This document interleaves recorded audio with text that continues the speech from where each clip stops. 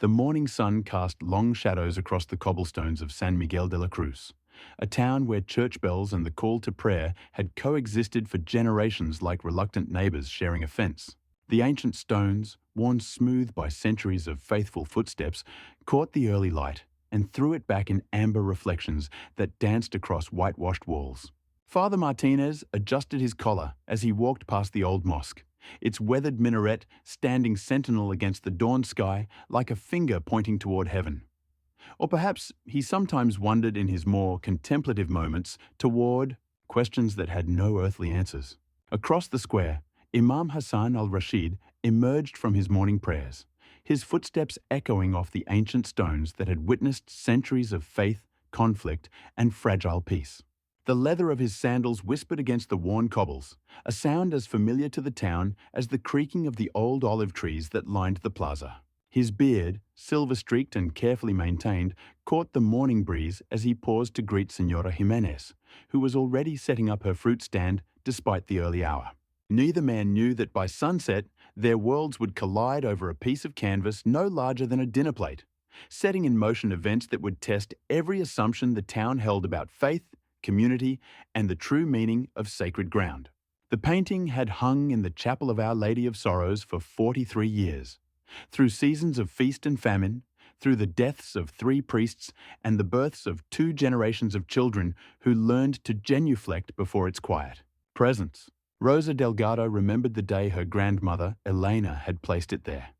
A small but exquisite depiction of the Virgin Mary, her eyes holding depths of compassion that seemed to follow visitors as they knelt in prayer, her hands folded in an attitude of eternal patience that spoke of suffering understood and transcended. The brushstrokes were delicate, almost ethereal, applied by Elena's own trembling hands during her final battle with cancer. Each line had been a prayer, each color mixed with tears, both of pain and of hope. Rosa could still remember sitting beside her grandmother's hospital bed, watching those weathered fingers guide the brush across the canvas with a steadiness that belied the morphine coursing through her veins.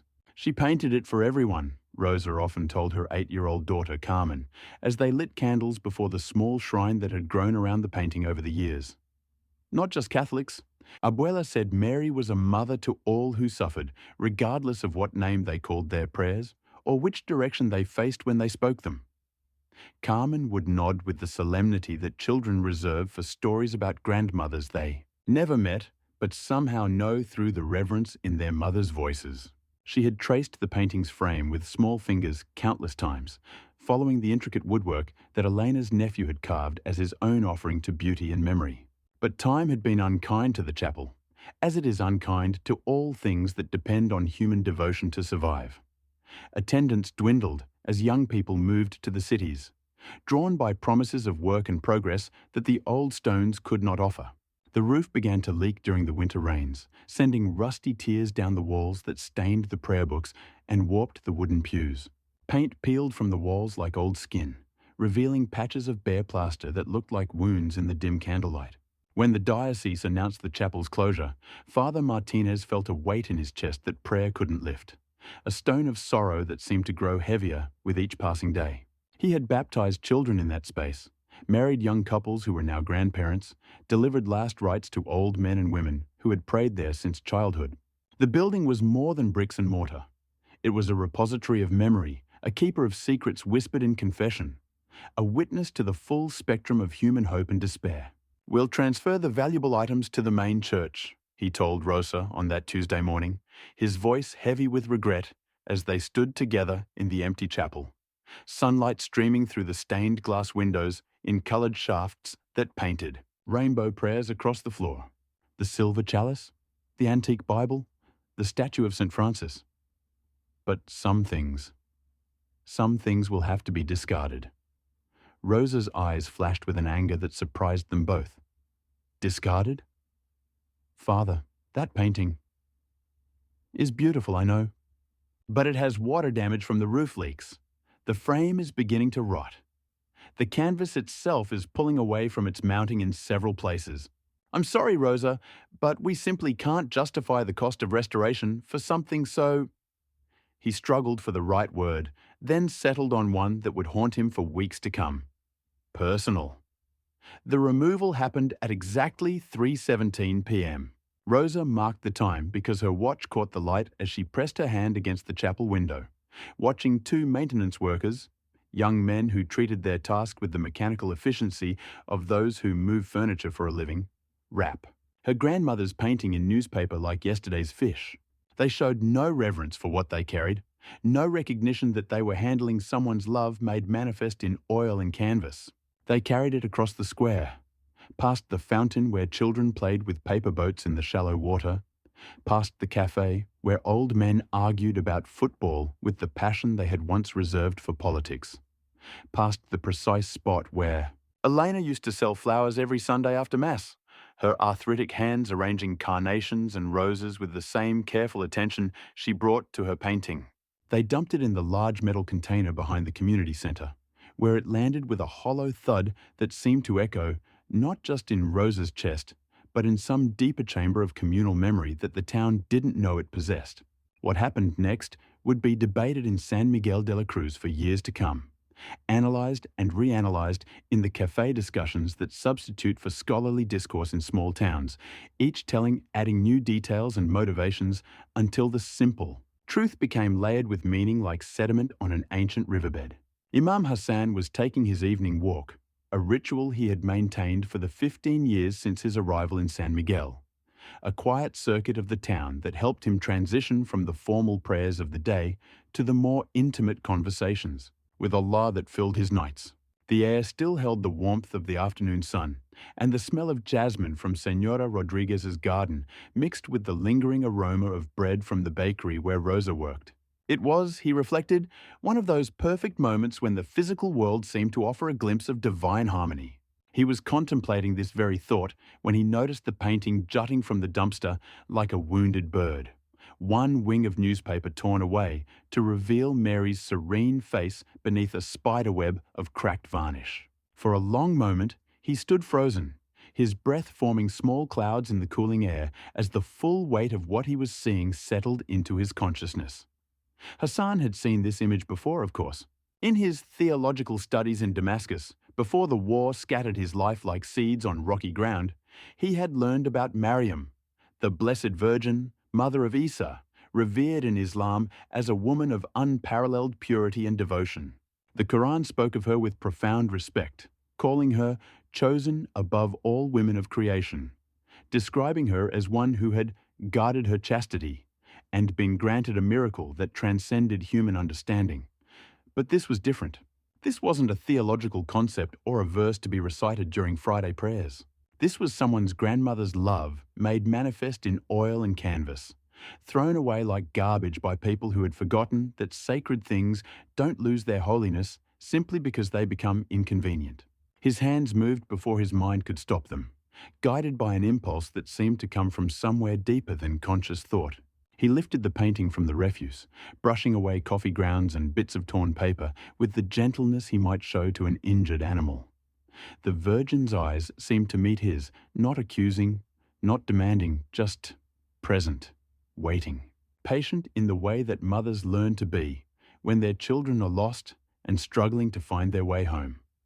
"What are you doing?" Hassan spun around, still cradling the painting against his chest. 3 teenagers stood behind him, their faces a mixture of curiosity and suspicion. Miguel Santos, the mechanic's son, stepped forward with the swagger of youth unchecked by wisdom, his dark eyes hard with the certainty that comes from never having been truly tested by life. "That's Christian stuff, Imam. You shouldn't be touching it." Hassan looked at the boy, really looked at him, seeing past the bravado to the fear that drove it. Miguel was 17. Caught between childhood and manhood in a town that offered few models for either. His father worked long hours in the garage, his mother cleaned houses for wealthy families in the next town over, and Miguel himself was facing the prospect of choosing between following in his parents' footsteps or leaving San Miguel for opportunities that might or might not exist in the wider world. "It's trash," Hassan replied quietly, still holding the painting with both hands. "No one should be thrown away like trash." "My father says you people want to get rid of all our traditions," Miguel continued, his voice gaining edge with each word. "First they close our chapel, now you're stealing our saints?" The accusation hung in the air like smoke from a snuffed candle. Hassan felt the weight of history in those words. Centuries of conflict and misunderstanding. Wars fought over symbols and interpretations. Blood spilled in the name of absolute truths that seemed less absolute with each passing generation.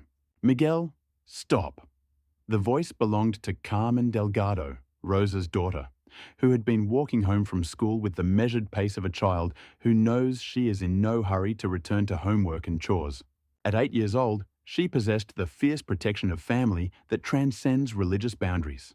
A loyalty that burns bright and clean in the hearts of those who have not yet learned to qualify their love with conditions and exceptions. Her school backpack bounced against her small frame as she approached, her dark eyes, so like her great-grandmother's, though she was too young to know it, flashing with indignation. "That's my great-grandmother's painting?" Hassan knelt to Carmen's eye level, the painting between them like a bridge spanning centuries of carefully constructed division. Up close, she could see the details that had been invisible from the dumpster. The careful way Elena had painted light falling across Mary's veil. The small imperfections in the brushwork that spoke of human hands guided by divine inspiration. The tiny signature in the corner that read Elena Delgado, 1981, in script so small it was almost hidden among the folds of fabric. "Your great-grandmother painted this?" Hassan asked, his voice soft with respect. Carmen nodded, her dark eyes shining with unshed tears that she was too proud to let fall. "Mama says it has her love inside it. That's why it makes people feel better when they're sad." Hassan studied the child's face, seeing in it the same patience and compassion that the painted Virgin displayed. It was a family trait, he realized. This ability to hold sorrow and hope in the same glance, to offer comfort without demanding anything in return. "Then it shouldn't be here," Hassan said, gesturing to the dumpster with one hand while keeping the other protectively over the painting. "Something with love inside it should be somewhere safe." "You can't just take it," Miguel protested, but his voice had lost some of its fire. The presence of Carmen had changed the dynamic, introducing a complexity that his simple worldview couldn't easily accommodate. This wasn't just about Muslim and Christian, about us and them. This was about a little girl and her great-grandmother's memory, about art and beauty and the mysterious ways that love persists even after death. "I'm not taking it," Hassan said, standing slowly while keeping his eyes on Carmen's face. "I'm rescuing it." The distinction mattered, though it would take the town several days to understand why. Taking implied theft, appropriation, the claiming of something that belonged to another. Rescuing implied preservation, protection, the recognition that some things are too precious to abandon regardless of who claims ownership. Word spread through San Miguel de la Cruz with the speed that only small-town gossip can achieve, traveling through the network of relationships and rivalries that connected every family to every other family through marriage, business, shared history, and carefully maintained grievances. By the time Rosa finished her evening shift at the bakery, her hands still dusted with flour and her apron stained with the evidence of a day spent transforming grain into sustenance, half the town was buzzing with variations of the story that grew, more elaborate with each telling. The imam had stolen a holy painting. The imam had saved a discarded painting. The imam was converting to Christianity. The imam was planning to burn it in some sort of ritual that would cleanse the town of Christian influence. Each version revealed more about the teller than about the truth. But collectively, they created a portrait of a community grappling with questions it had successfully avoided for years. Rosa found Hassan in the mosque's small courtyard, carefully cleaning dust from the painting's frame, with a soft cloth that he had dampened with rose water from his own garden. The evening call to prayer had ended, and the space held that peculiar silence that follows devotion. Not empty, but full of a presence too subtle for words. The scent of jasmine drifted over the courtyard walls, mixing with the rose water to create an atmosphere that felt almost sacramental in its calm beauty. "I heard what you did," she said, her voice neither grateful nor accusatory, but somewhere in between, the tone of a woman who has learned to reserve judgment until all the facts are known. Hassan looked up from his careful work, his weathered hands still gentle on the frame. The painting lay on a clean white cloth spread across a small table that he normally used for reading the Quran during his private studies.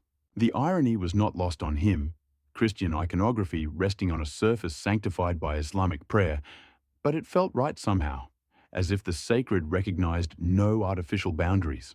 "I couldn't leave it there," he said, his voice carrying the weight of a decision that had surprised him as much as anyone else. It seemed wrong. Rosa stepped closer, studying both the man and the painting with the careful attention of someone trying to solve a puzzle whose pieces don't seem to fit together in any conventional way. Hassan was known in the town as a quiet man, scholarly and reserved, someone who kept to himself while maintaining cordial relationships with his neighbors. He had arrived 15 years ago, carrying little more than a suitcase of books and a letter of introduction from an imam in Cordoba, and had slowly earned the community's respect through his gentle demeanor and his willingness to help during times of crisis. To a Muslim, keeping a Christian image might seem wrong too, she said, testing the waters of his motivation. "Perhaps," Hassan admitted, pausing in his cleaning to meet her eyes. But throwing away someone's love seemed worse. The simplicity of the statement caught Rosa off guard. She had expected theology, justification, perhaps even apology. Instead, she found something that transcended religious boundaries, a recognition of the human heart that lay beneath all formal doctrine. Rosa studied his face, searching for deception and finding only sincerity. The lines around his eyes spoke of years spent in contemplation, but there was nothing calculating in his expression, nothing that suggested hidden agendas or conversion schemes. This was simply a man who had seen something beautiful cast aside and had acted on impulse to preserve it. "What do you plan to do with it?" she asked. "I don't know," Hassan admitted, his honesty as disarming as his initial act of rescue. "I thought, perhaps you might know." The conversation might have continued, might have resolved itself in that quiet courtyard with the scent of roses and the sound of evening settling over the town. But they were interrupted by the arrival of others. First Carmen, who had convinced her mother to let her walk to the mosque to see what had happened to her great-grandmother's painting. Then Miguel and his friends, drawn by curiosity and the magnetic pull of potential conflict. Soon, the small courtyard was crowded with representatives of the town's various factions, each bringing their own interpretation of events, their own fears and hopes, and barely suppressed anxieties about change and tradition and what it meant to be a community in a world that seemed increasingly fragmented. What followed was unlike anything San Miguel de la Cruz had witnessed in living memory. A slow-motion collision of worldviews that had coexisted in careful separation for generations. Hassan's simple act of preservation became the town's Rorschach test, revealing fractures and connections that had long simmered beneath the surface of daily life like underground streams that suddenly emerge in times of drought. The first crack in the facade of neighborly tolerance appeared the next morning when Father Martinez arrived at the mosque just as the sun was painting the minaret's shadow across the square in sharp geometric lines. His cassock billowed in the wind like black wings, and his face carried the weight of a sleepless night spent wrestling with questions that his seminary training had not adequately prepared him to answer. Hassan met him at the entrance, the painting tucked carefully under his arm, wrapped in the same white cloth that had cushioned it the evening before. The two men stood facing each other in the doorway, representatives of faith traditions that had spent centuries defining themselves in opposition to each other, yet both serving the same small community with its shared joys and sorrows. "Imam," Father Martinez began, his voice tight with controlled emotion, "I understand you've taken something that belongs to the church." The accusation carried the weight of history, centuries of conquest and reconquest, of religious wars and forced conversions, of cultural dominance asserted through the control of sacred symbols. But it also carried something more personal, the frustration of a man who had been forced to make difficult decisions about which parts of his community's heritage could be preserved and which had to be sacrificed to economic reality. "I took something that was thrown away," Hassan replied, his voice steady and without defensiveness. "There's a difference. Semantics won't resolve this matter." "Won't they?" Hassan's eyes held a gentle challenge, the expression of someone who had spent years studying the subtle distinctions that separate truth from assumption, reality from interpretation. Tell me, Father, in your faith, what happens to love when it's discarded? The question caught Father Martinez off guard, striking at the heart of theological mysteries that he had contemplated during his own dark nights of the soul. He paused, his prepared arguments suddenly seeming inadequate to the complexity of the situation. That's not relevant to... In mine, Hassan continued, not waiting for an answer. We believe that Allah's love, once given, cannot be destroyed, only ignored or forgotten, but never destroyed. The two men stood in silence, the painting between them like a small sacred territory that neither fully claimed nor completely abandoned. Around them, the morning life of the town continued its familiar rhythms. Shopkeepers opening their doors, children walking to school, the distant sound of traffic on the highway that connected San Miguel to the larger world beyond its ancient boundaries. The painting has water damage, Father Martinez said finally, his voice carrying the defensive tone of someone who knows his position is weaker than he would like to admit. It's not suitable for display in the main church, but it's suitable for garbage? That's not what I meant. Then what did you mean, Father? The question hung in the air like incense, heavy with implications that neither man was quite ready to address directly. Father Martinez looked at the painting, really looked at it, for the first time in years. He saw details he had forgotten. The careful attention Eleanor had paid to Mary's hands, folded in prayer. The way she had captured light falling across her veil like a benediction. The love that had guided every brushstroke during her final months of life when pain and medication made steady hands a gift rather than a given. I meant, he said slowly, the words coming as if drawn from some deep well of reluctant honesty, that we don't have space for everything we'd like to preserve, but we have space for everything we'd like to destroy. The question was not asked with malice, but with genuine curiosity about the logic that could dispose of beauty while preserving bitterness, that could make room for resentment while declaring love too bulky to store.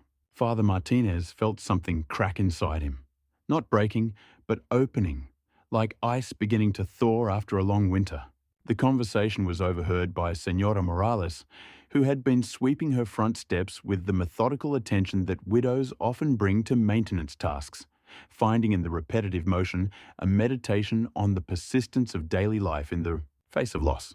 By lunchtime, her embellished version had reached the cafe, where it spawned 3 more variations and a heated argument between the baker and the pharmacist about religious tolerance, municipal property rights, and whether the imam was trying to convert the town or save it from itself.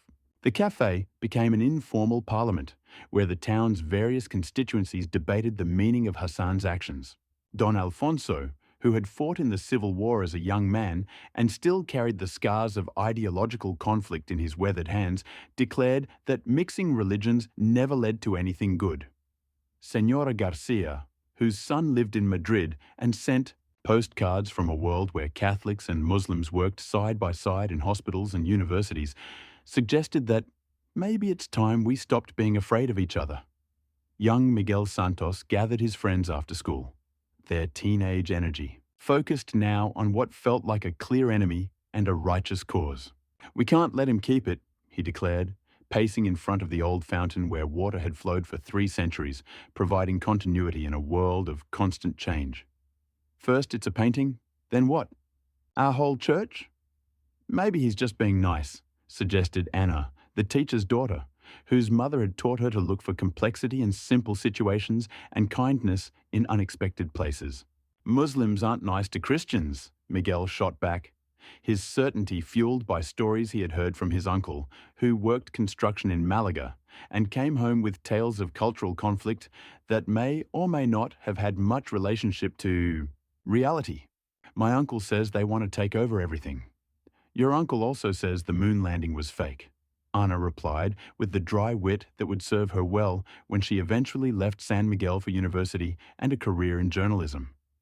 But Miguel's words found fertile ground in the frustrations of others who felt that change was happening too quickly, that traditions were being abandoned too easily. that the world their grandparents had built was slipping away without anyone asking their permission. Economic struggles had hit San Miguel hard in recent years. The furniture factory that had employed half the town's fathers had closed, moving its operations to a country where labor was cheaper and regulations fewer. Young people were leaving for Madrid and Barcelona and even further abroad, following opportunities that existed everywhere, except in the place where their families had lived for generations. In this context, Hassan's rescue of the painting felt to some not like an act of kindness, but like another symbol of displacement, another indication that the familiar world was being replaced by something foreign and unpredictable. Change felt threatening, even when it came wrapped in kindness. Perhaps especially when it came wrapped in kindness, because kindness made it harder to resist.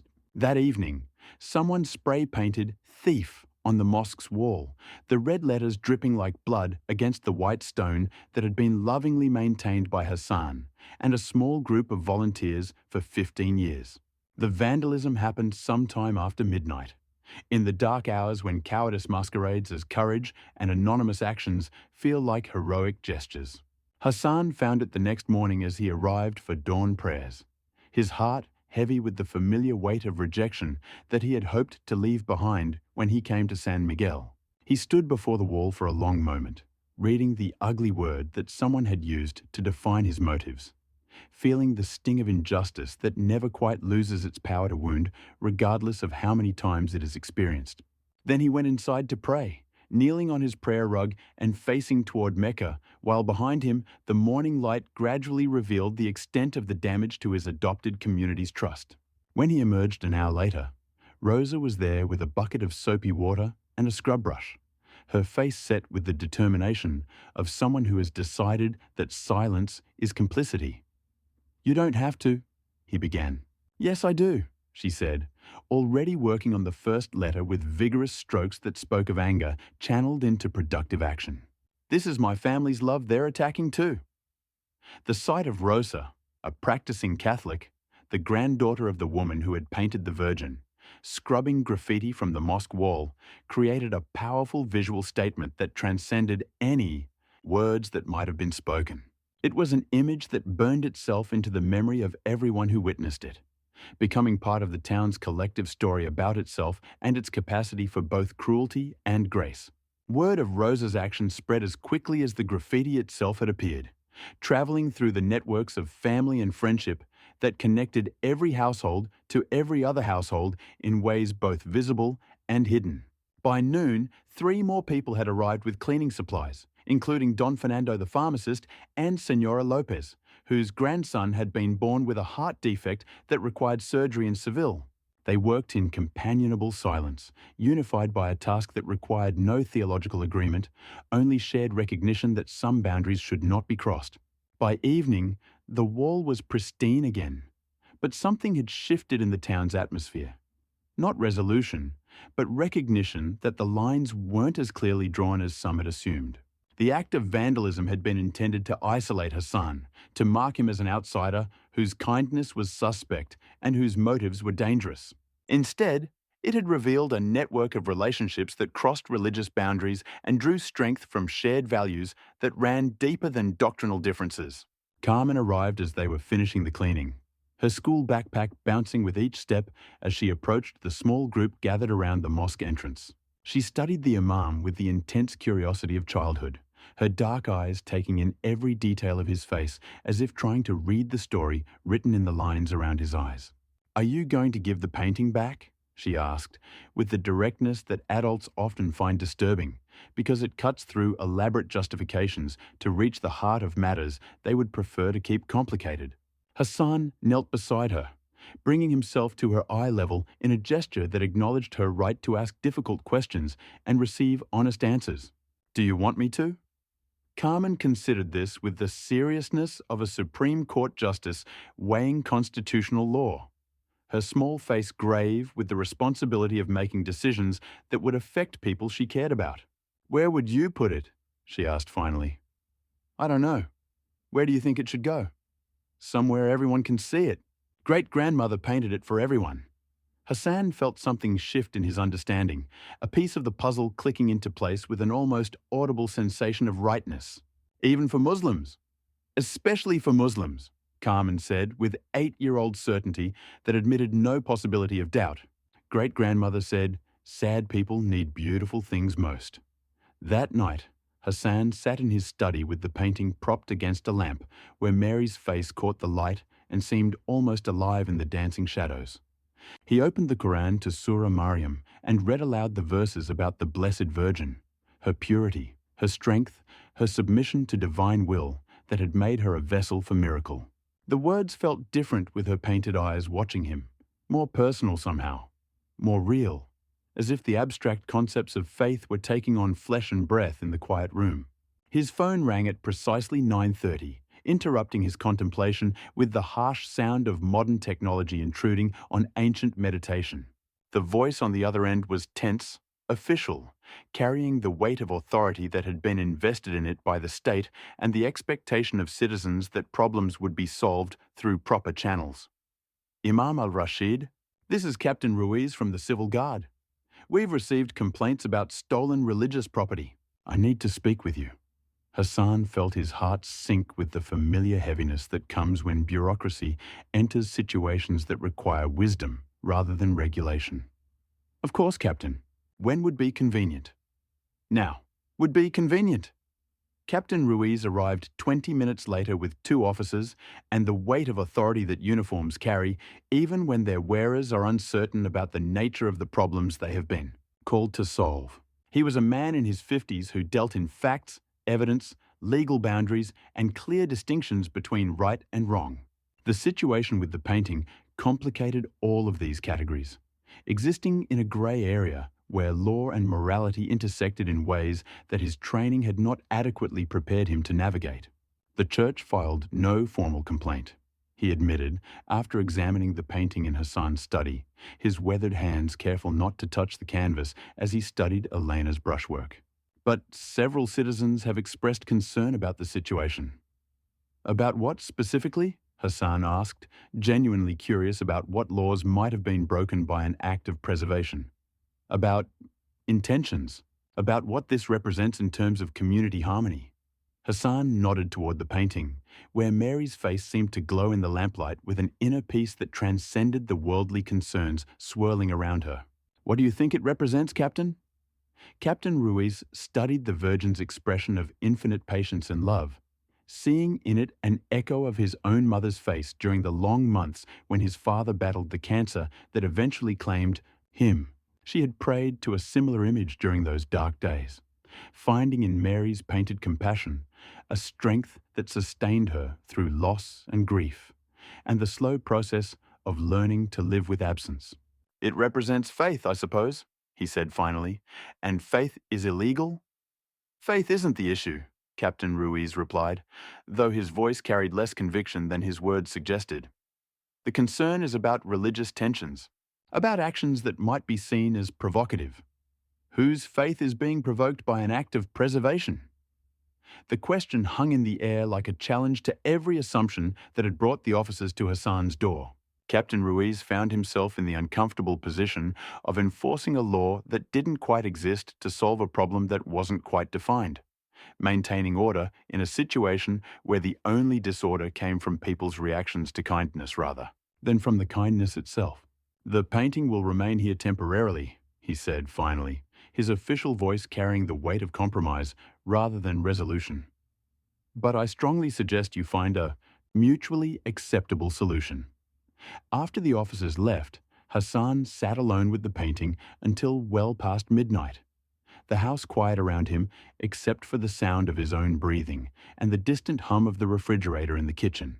The Virgin's eyes seemed to hold all the sorrow of the world and all its hope, reflecting back to him questions about the nature of faith, community, and the mysterious ways that love persists even in the face of rejection and misunderstanding. The solution didn't come from officials or clergy, but from Dr. Elena Vasquez, San Miguel's only doctor, who had seen every family in town at their most vulnerable. She proposed something simple: hang the disputed painting in the medical clinic waiting room. Patients need beauty while they wait, she told Hassan in the mosque garden. Elena painted this through her own suffering. It belongs where healing happens. The idea turned conflict into compassion. At the clinic, faith traditions faded. People of all backgrounds came together in fear, hope, and recovery. Rosa wept when she heard. Abuela always said art heals the soul. Not all agreed. Miguel Santos raged at the cafe, claiming heritage was being stolen, until his niece Carmen cut through. Great-grandmother painted Mary for everyone who hurts. If we keep her just for us, we're stealing her. That truth softened hearts. Even Father Martinez admitted his fear had led him to discard something sacred. On a quiet Tuesday, the painting was installed with no ceremony. Just Hassan, Rosa, Carmen, and the priest watching as Mary took her place between vaccination posters and health pamphlets. "It looks right here," Carmen said simply. And it did. When Miguel came later, grief had replaced anger. He remembered visiting Elena in the hospital as a child, how she insisted on finishing Mary's hands. She said, "Hands that pray are always beautiful." His voice cracked. His hostility dissolved. "The painting's not going anywhere," Rosa assured him. "It's here for everyone who needs it." Miguel wiped his tears. "I'm sorry." "Anger is just love with no place to go," Hassan said gently.